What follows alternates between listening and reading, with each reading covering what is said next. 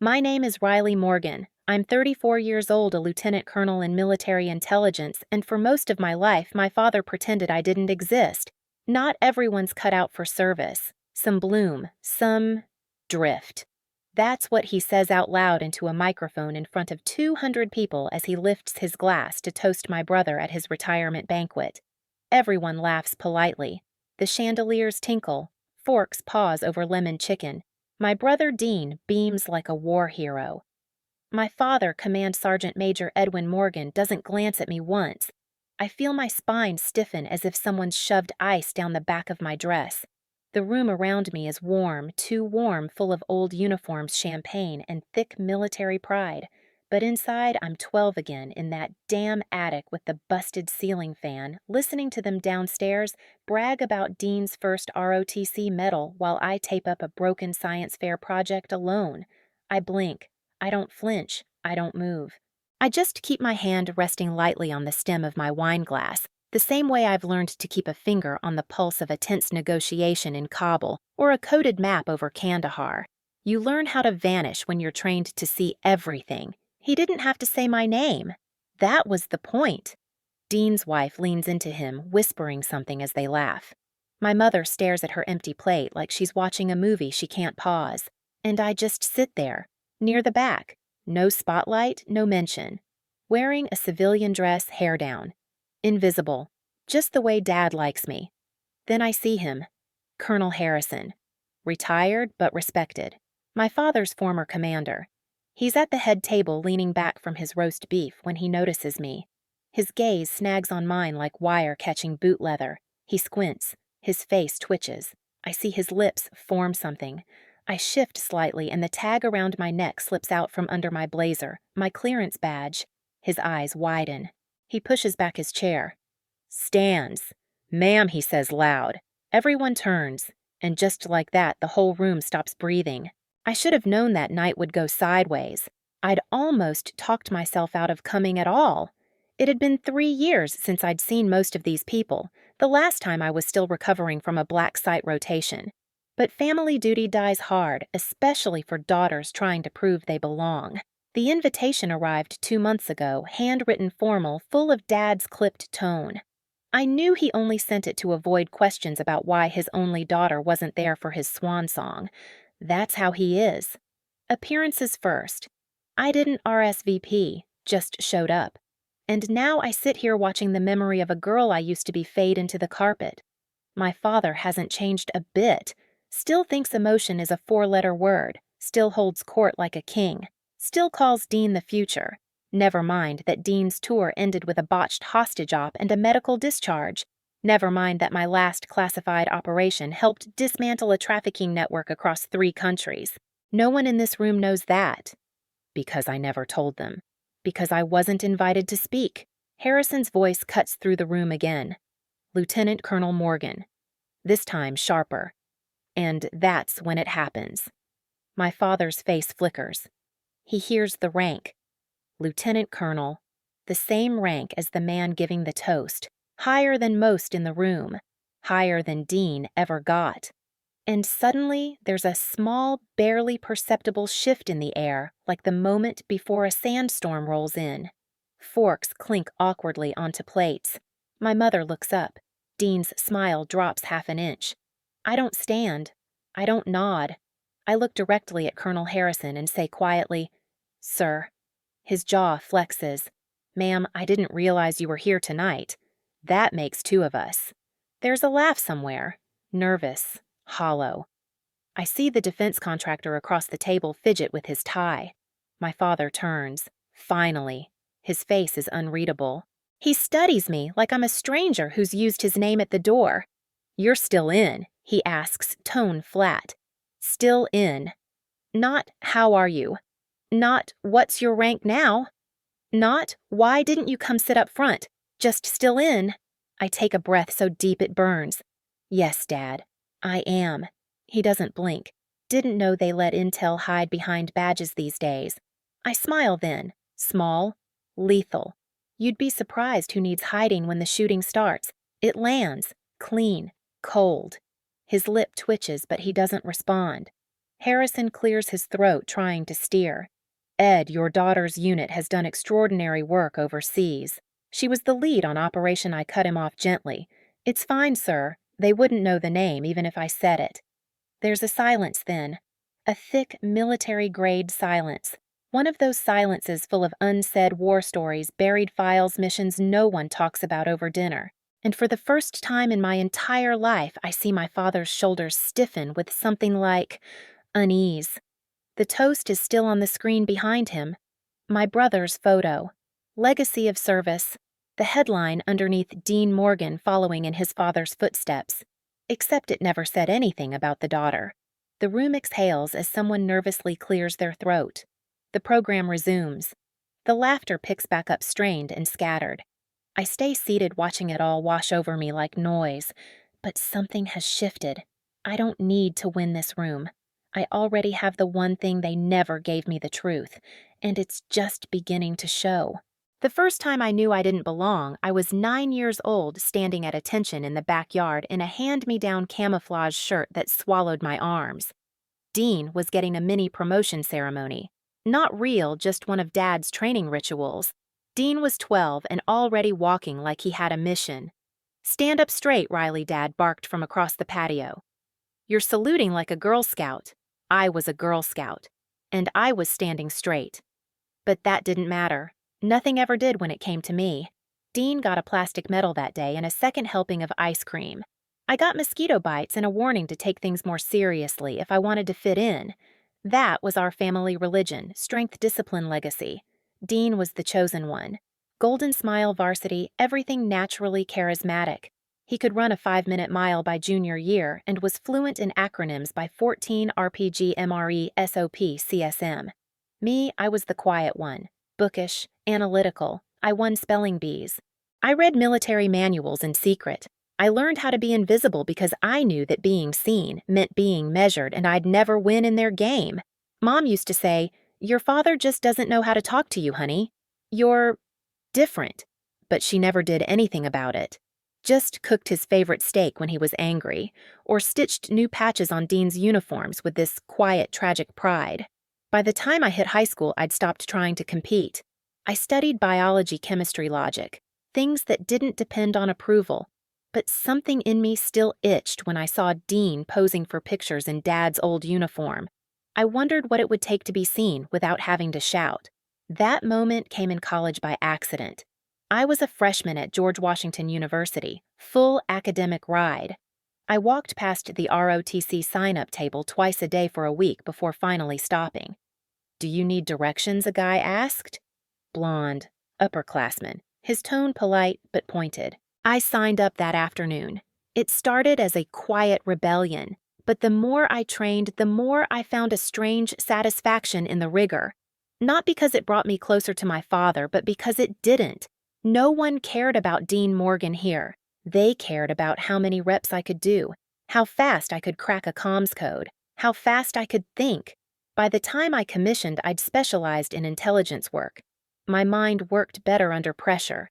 I didn't need to be loud, I just needed to be precise. Data patterns recon. I had a gift for making connections, networks of people, lies, routes, threats. I saw patterns in chaos, and chaos came fast. I was deployed within a year to Eastern Europe, then to the Middle East. At first, my role was support watching drone feeds, identifying enemy logistics. Then came human intel, real faces, real targets. I sat in rooms with people whose names would never reach the papers. I mapped the kind of decisions that saved battalions or ended them. Meanwhile, back home, my father was still introducing himself as Dean's dad. When he introduced me, if he introduced me, it was as the brainy one. Sometimes my daughter Riley. She's doing something in Washington, like I worked in tech support. I didn't correct him. For years, I didn't even visit.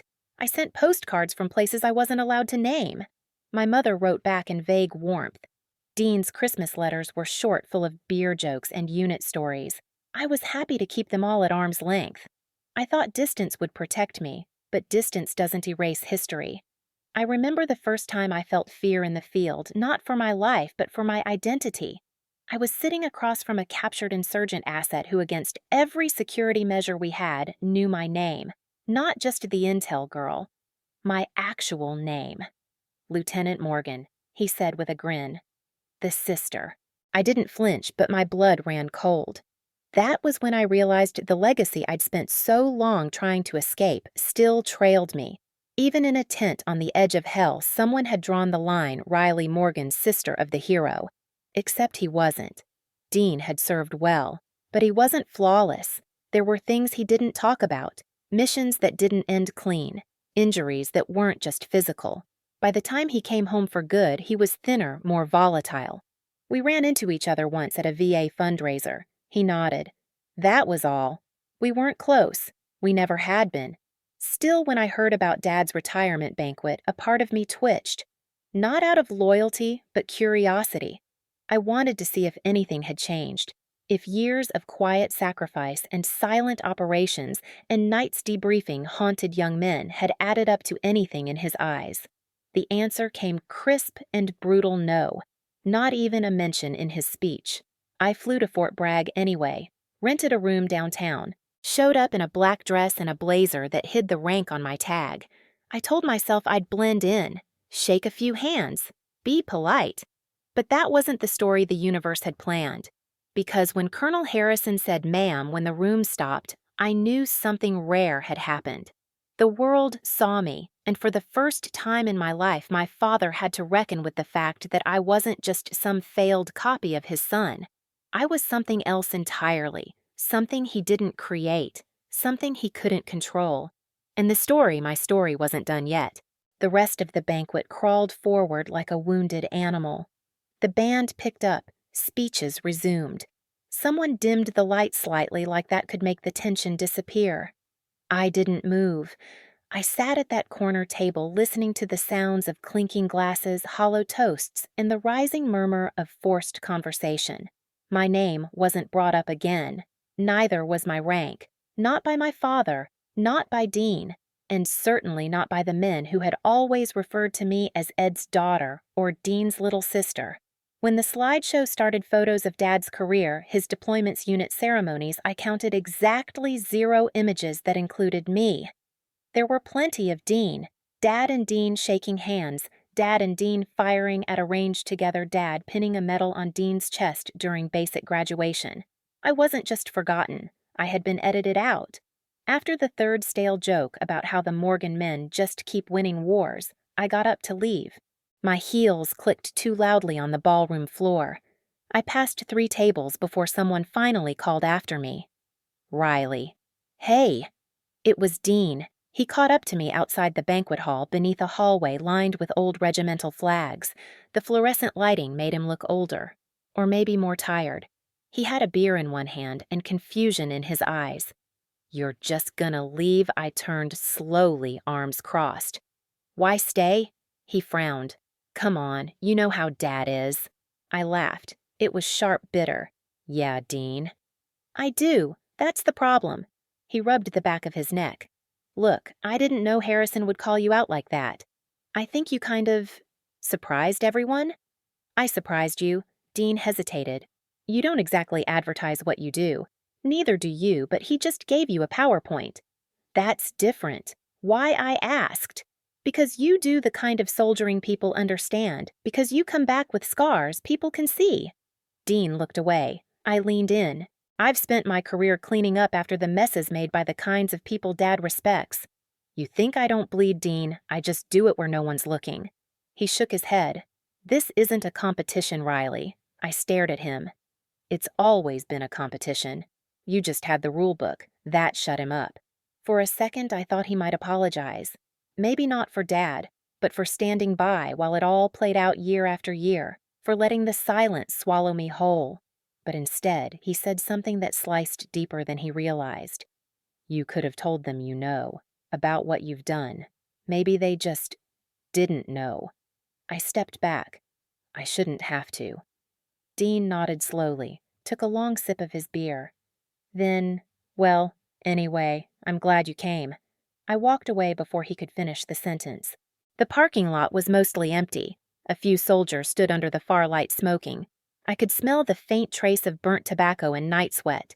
My rental car sat under a crooked pine tree dew already forming on the windshield. I slid in, closed the door, exhaled, and then for the first time in years I cried. Not loud, not dramatic. Just this slow, aching leak of something ancient and buried. Not just about tonight. About every night I'd ever come home with dirt under my fingernails and silence in my inbox. About the missions that had gone sideways, the friends I'd lost, the languages I'd learned just to get one terrified child to point at a safe house on a map. About the fact that I had lived a full life and still wasn't worthy of a single damn sentence in my father's retirement speech. He toasted Dean twice. He toasted his own career 3 times. He toasted God, but not me, not once. I let my forehead rest against the steering wheel and whispered, "You're still trying to earn something he never had the capacity to give." The words were mine, but they didn't feel like me.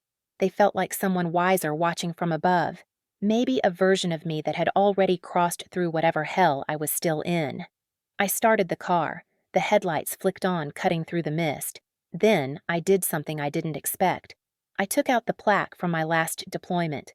It had been sitting in the back seat wrapped in brown paper just in case someone did ask what I'd done with the last 4 years of my life. I'd planned to give it to Mom quietly, maybe let her hang it next to the family photo wall I was never in. I stared at it for a long time. Operation Cold Latch, the engraving read, in recognition of exceptional field leadership and sacrifice. No one in that ballroom would know what it meant. No one except maybe Colonel Harrison.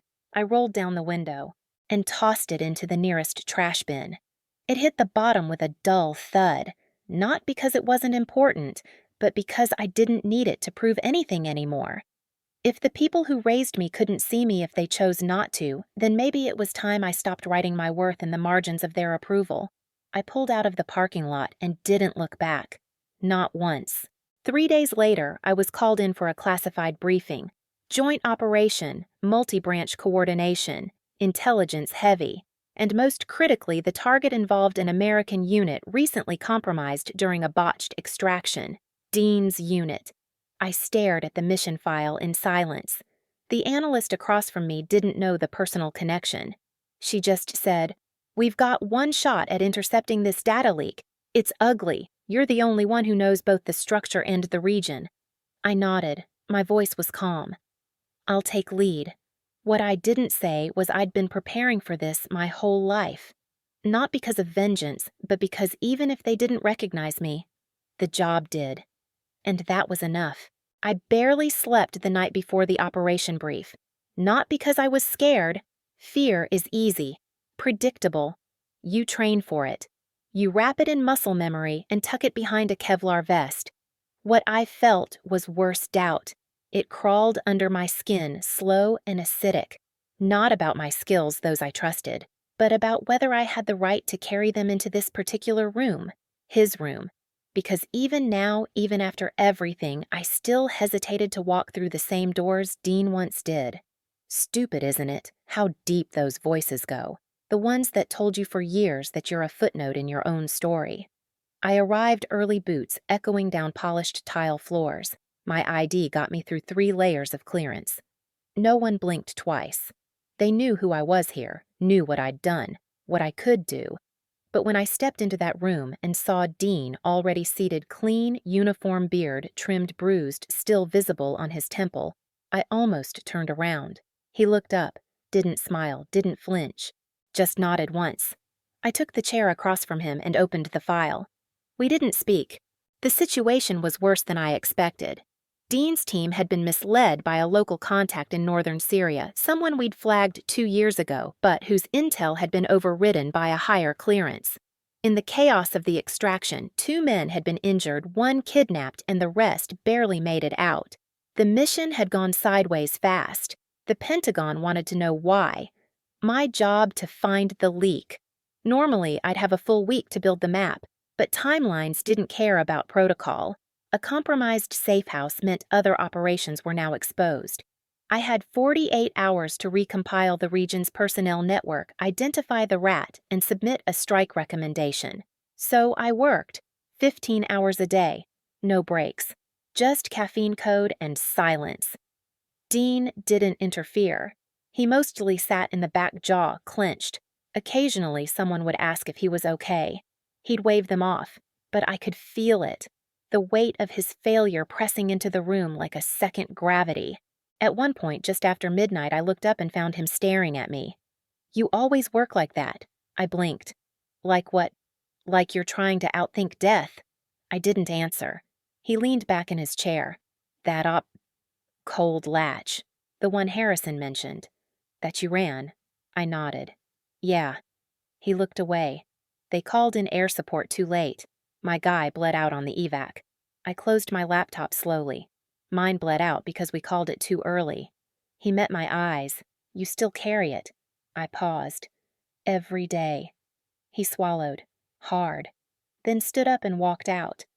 I didn't stop him, because sometimes grief doesn't come in tears. Sometimes it just leaves the room before you can name it. On the second day, I cracked the leak. It wasn't the locals. It wasn't the base. It was someone inside logistics, a civilian contractor, a name that had surfaced in another compromised file months earlier. The threads were subtle, but they were there. Data tags, signal bounces, scheduling anomalies. I compiled the proof, time-stamped it, sent the encrypted file to command. Then I sat back in the chair alone in the dark conference room and let the weight of it settle. The man responsible would be arrested within hours. The missions would shift. The risk would decrease. And not one person at that banquet would ever know that their legacy had been saved by the daughter they'd forgotten. I pulled out my phone. The background was still a photo of a rocky coastline from a place I couldn't name, taken during a lull between assignments. There were no people in it, just cliffs, crashing waves, isolation. It felt fitting. I scrolled through old messages. Nothing from Mom. One short text from Dean, "Thanks for the file." "I owe you." I didn't reply. I didn't want thanks. I wanted recognition. Real human recognition. Not a salute. Not a form letter. Not another coffee mug that said "Best Analyst Alive." I wanted someone to look at me, not my resume, and say, "I see you. I know what it cost." But I was old enough to know that sometimes you don't get that. Sometimes all you get is a clean data trail and the knowledge that no one died today. And that has to be enough. When the operation closed, I was offered a commendation. I declined, told them to mail it to my home address unopened. Instead, I took a week off.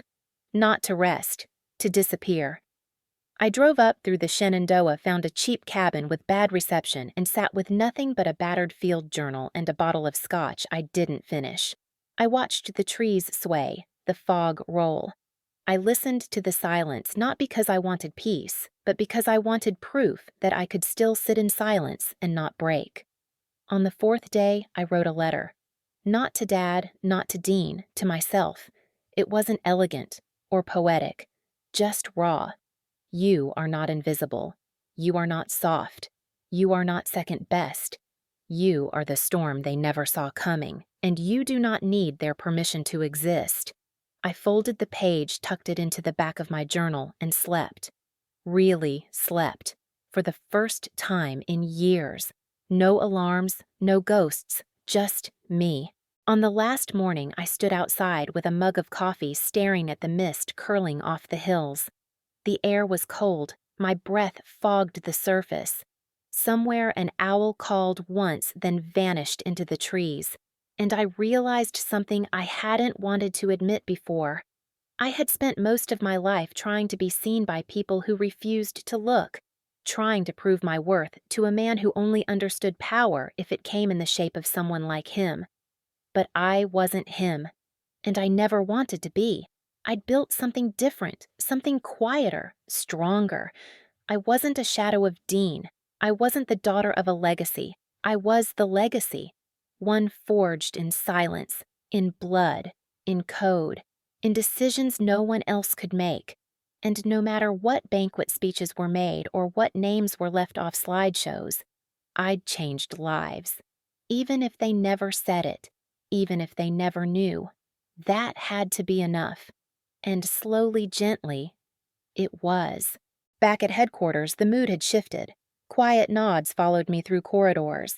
Eyes lingered a second longer when I passed. People who once only knew me as a name on reports now acknowledged me with something close to respect. I didn't crave attention, but there's something sharp, almost redemptive about walking into a room and knowing they know. Dean had returned to base. His role was under review. His team was being reorganized. The press never got wind of the breach, and the brass smoothed over the gaps. That's how these things go. When the system threatens to crack, it glues itself back together with silence. But inside that silence, I felt something new. Not pride, not yet, but power. I wasn't anyone's secret anymore. I started running again, first just a mile, then 2. At sunrise. No music, just pavement breath and the slow hum of blood finding rhythm again. I called Dr. Owens, my therapist, from my 3rd deployment and asked if we could restart our sessions. I'm ready to stop disappearing, I told her on the phone. She didn't ask why. She just said Tuesdays. EO 800. In one session, she asked what I remembered most from the banquet. The toast, I said. He raised his glass to Dean like I wasn't in the room, like I never had been. She nodded. And how did that make you feel, Small? I admitted. Like the child version of myself came back and sat beside me. And what would you say to that child version now I didn't answer right away? Eventually, I whispered he was wrong. 3 weeks later, a request landed on my desk. It was an internal review asking for senior officers to speak at an upcoming induction seminar for new intelligence recruits. Most people passed these off. Too small, too time-consuming, no glory. But I signed up. When I walked into that lecture room, there were 25 young officers, wide-eyed and caffeinated. Most were men, a few women, some barely out of college, some with scars already. All of them waiting for a voice that didn't sound like the ones they'd always heard. I didn't give them a script. I told them a story. About the first time I walked into a war zone and realized I wasn't scared of dying, I was scared of being forgotten. About the time I held the pressure point of a bleeding translator while trying to relay coordinates in 3 languages. About the time I decoded a smuggler's entire network using only timestamps, local taxi records, and the doodle of a bird on a napkin. About being underestimated. About being invisible. And how I learned to become my own damn lighthouse in the fog. When I finished, they didn't clap. They just sat in stunned silence. Then one of the women raised her hand, eyes shining. Ma'am. Did they ever apologize? I smiled, just barely. No, I said. But eventually I stopped needing them to. Later that week, I received a letter. A real one. Ink on paper. The handwriting was familiar. Mom. I stared at it for 5 full minutes before I opened it. Riley. I saw what happened at the banquet. I didn't say anything. I'm sorry for that. I've spent too many years keeping peace instead of telling truth. But you should know I watched him that night. When Harrison said your rank, I saw something in your father I hadn't seen in years, uncertainty. You shook him. I'm not saying that to flatter you. I'm saying it because it's important. He built this idea of strength, and you don't fit it. You're too nuanced, too thoughtful, too quiet. But God, Riley, you are so strong. I don't say this often enough. I am proud of you. Love, Mom. I cried again, not like before. This time it felt like a part of me cracked open, and light got in. The next day, I bought a small wooden frame, put the letter inside it, hung it on the wall beside my desk. Right above it, I pinned a photo. Not of me in uniform, not of any mission. Just a snapshot. A foggy hill, a steaming mug, a field journal tucked open beside a pair of unlaced boots. Proof that I had survived myself. That was the real mission. I began mentoring a few junior analysts. Not officially. I just started leaving my door open. Offering advice. Quiet encouragement. Telling the stories no one else would admit. Like the time I almost scrubbed an op out of fear. Or the moment I panicked and forgot the name of a safe house during a live call. Or how grief doesn't just visit you once it lingers, hides in your boots, follows you from briefing rooms to barracks. They listened, and slowly I watched them walk taller. That mattered more to me than medals ever had. Dean called me one night, late. I almost didn't answer. When I did, he was quiet for a long time. Riley, he said. I think I'm done. With what? The proving, the pretending, all of it. I didn't say anything. I watched the recording of your seminar, he continued. Someone on base forwarded it. I didn't know that stuff. About you, about Kabul, about Cold Latch. Most people don't. You should have told me. No, I said gently. You should have asked. He let out a breath. Yeah, I guess I should have. Another silence. Then softer. I'm sorry. Something loosened in my chest. Not forgiveness, not yet, but something close. Something warmer. Thanks, I said. That means something. We didn't talk long, but when we hung up, I felt different. Lighter. Like maybe the past was still heavy, but I didn't have to carry it all alone anymore. I went back to Fort Bragg once, months later. Not for Dad. For me. I walked past the same hall where the banquet had been held, past the same plaques, the same flags, the same shrine to a man who couldn't see the daughter standing right in front of him. And I smiled, because I didn't need to be in the photo. I was the story. It happened almost a year later. Another briefing, another base, another operation. I didn't think twice when my name was attached to the agenda. By now, I was used to being the one they called when things got complicated. But I wasn't prepared for who else would be there. Colonel Harrison had retired. The seat he used to fill was now occupied by someone new. And as I entered the mission command hall, one of the aides greeted me with a crisp salute and said, "Ma'am, you're presenting at 0900. The general will be sitting in today." I nodded, distracted already scanning the documents I'd prepped. Satellite coordinates, field agent reports, drone captures, all waiting to be folded into a live strategy recommendation. Nothing unusual. Until I looked up at the list of confirmed attendees. Command Sergeant Major Edwin Morgan. I froze. Dad, retired, yes, but called back to consult on training reforms due to his decades of experience in high-risk environments. He wasn't leading anything. He was observing. Of course he was. He couldn't sit still for long. I debated asking to step back, let another officer take the floor, but something in me had shifted too far for that. No, I'd spent a decade doing the work in the dark. Quiet, effective, clean. Now I would stand in the light. I walked into the command hall at 0857.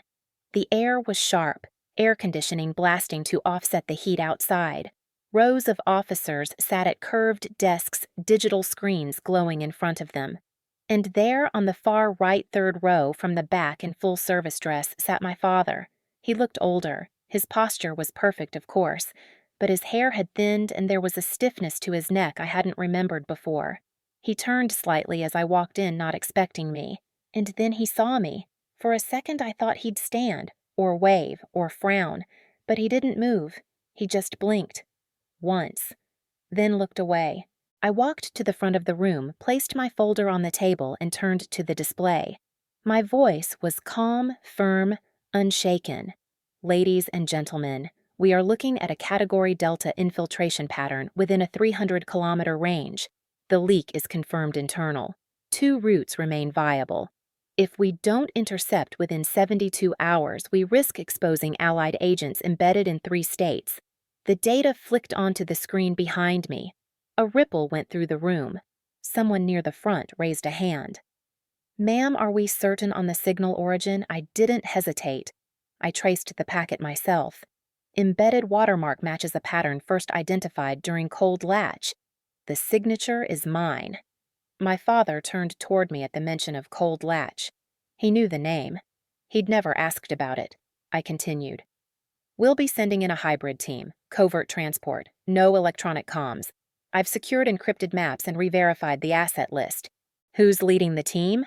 someone asked. I paused, then turned toward the screen. "My recommendation is Captain Sandoval, but if leadership requires it, I'll ride second chair." Silence. Then a voice behind me. Deep. Familiar. "Why not lead it yourself?" I turned. My father had spoken. Every eye swung toward him. I met his gaze. "I don't need to be the name on the file," I said evenly. "I need the job to get done." His jaw tensed. "You trained for this. You built this. You are the most qualified." My mouth dried slightly. "I am."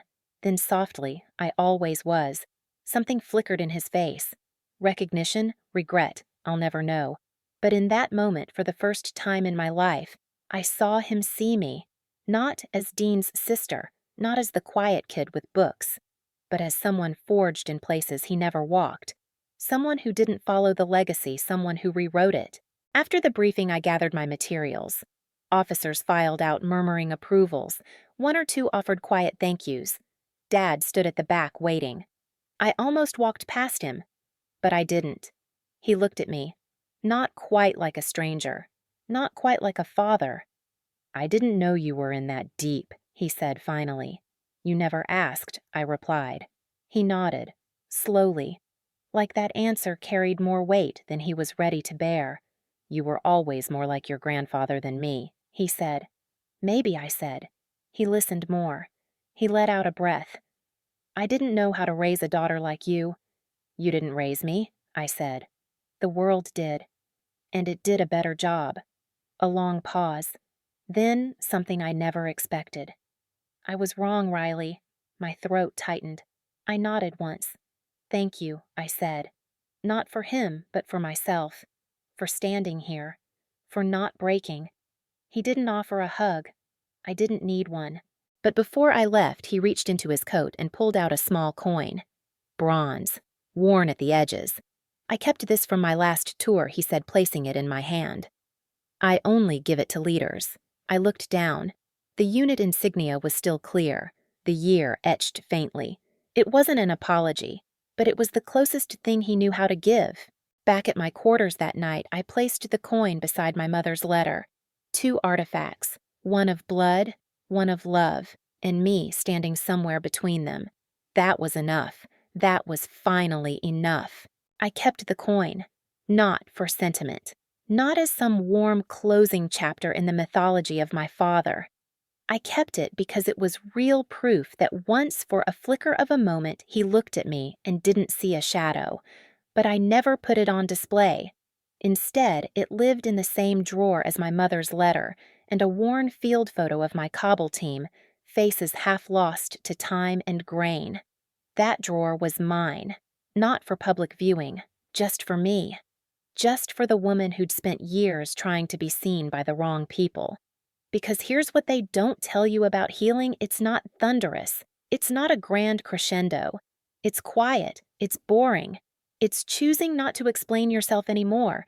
It's walking into a room and not scanning it for approval. And for the first time in my life, that's exactly what I did. I transferred to DC 2 months later. Langley offered me a rotation slot training new recruits in field intelligence. It was the kind of job most people saw as a step down a quieter pace, no field danger, less glory. But I saw it for what it was: an opportunity to rewrite the entry point for people like me, people who didn't fit the classic mold, quiet thinkers, sharp observers, invisible powerhouses. On my first day, I walked into the training center in a simple uniform, no ribbons, no shine, just my name. Latier Cole Riley Morgan. The recruits stood when I entered. Not because I asked them to, because they knew who I was, they knew my record, they knew my name. I gave them a simple message: I am not here to turn you into warriors.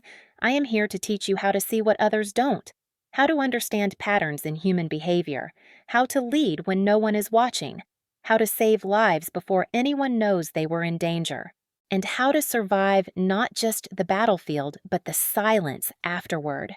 I watched something shift in their eyes, especially the young women, especially the ones standing like they weren't sure if they belonged in the room. I knew that feeling, and I was going to make damn sure they never had to carry it alone. Dean came to visit once, surprised me in the hallway. He was in civilian clothes, leaner, more grounded. "Nice setup," he said, looking around my office. I offered him coffee. We talked for 20 minutes, small things, safe things. Before he left, he looked at the wall behind my desk. "You didn't hang up any awards," he noted. "I didn't need to." He nodded. "Still the sharpest one in the room?" "Huh?" I grinned. "I learned from the best, just not who you think." Before he left, he handed me a photo. Us as kids. Me in that oversized camo shirt. Him beaming beside me, plastic medal in hand. You weren't saluting like a Girl Scout, he said quietly. You were standing straighter than I was. I kept that photo, pinned it to my bulletin board next to a sticky note that read, "They won't always clap? Do it anyway." Dad never visited, but we spoke once more near the end. He'd gotten sick, something in his lungs, years of dust, desert, and denial catching up. I called him out of duty. He answered out of habit. Our conversation was short. "How's the job?" he asked. "Good," I said. "Better than I expected." Silence. "Then you always did things your own way." This time there was no bite in it, just observation, maybe a sliver of pride. I'll never know. He didn't say goodbye. But when he passed, I received a box. It contained one thing, his old field notebook.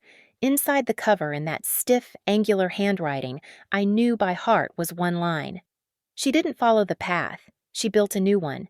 That was his legacy. Not Dean, not the medals, not the toasts.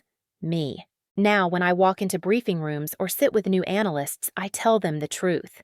Not the shiny version, the real one. About silence, about being passed over, about how power isn't loud, it's consistent. I tell them you will be overlooked, you will be underestimated, you will be erased from rooms you helped build, but that doesn't mean you weren't there. I tell them your name doesn't need to be on the trophy to be on the record, and I tell them, sometimes the greatest act of strength is choosing to stay exactly who you are in a world that keeps trying to name you something else. I still run, not to escape, not to fight, just to remember. Each footfall on pavement is a rhythm I own, each breath mine alone. The wind doesn't care who your father was, and it carries your name, not his. So here it is. My father said I'd never be like my brother. He was right. I'm not, because I never needed to be. I am Riley Morgan. I am a leader. I am a survivor. I am the kind of story they almost forgot to write down, but I wrote it anyway. And now they read it out loud, every day.